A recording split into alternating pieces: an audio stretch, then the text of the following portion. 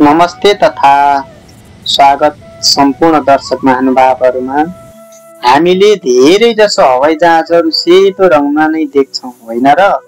तर किन लगभग सबै जहाजहरु सेतो नै हुन्छ?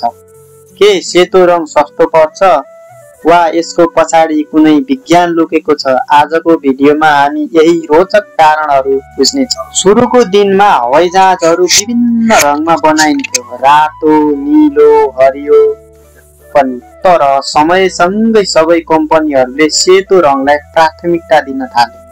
अहिले 95% भन्दा बढी कमर्सियल हवाईजहाजहरु सेतो रङमै छन्। यसको पछाडीको सुन्दर देखाउनुको कारण मात्र होइन, वैज्ञानिक र आर्थिक कारण पनि छ। पहिलो कारण हो गर्मी र प्रकाश। सेतो रङले सूर्यको किरणलाई परावर्तन गर्छ, जसले गर्दा हवाईजहाजको सतह तात्दैन।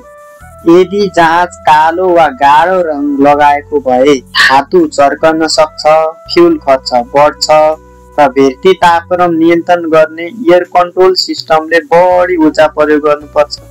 त्यसैले सेतो रङले जहाजलाई ठण्डा राख्न मद्दत गर्छ। दोस्रो कारण मर्मत र सुरक्षाको सजिलो।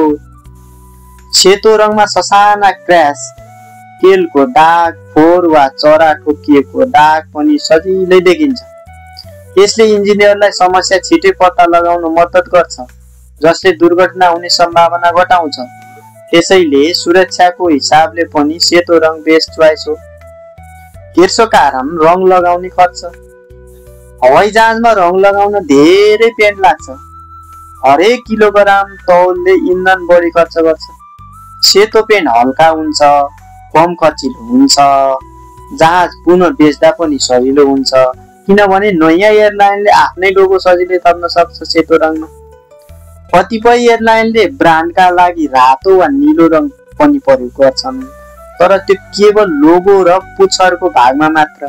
पुरै शरीरमा गाढा प्रयोग गर्दा मर्मत, ताप र खर्चका कारण फाइदा हुँदैन। त्यसैले सेतो रङ नै स्मार्ट र प्र्याक्टिकल छनौट बनेको छ। अब तपाईले बुझ्नुभयो होला नि है, हवाईजहाज सेतो हुनुको कारण केवल सुन्दरता होइन, यो विज्ञान, सुरक्षा, बचतको सँगसँगै यो विज्ञान, सुरक्षा र बचतसँग सम्बन्धित छ। अब जब तपाई आकाशको सेतो विमान देख्नुहुन्छ, त्यसको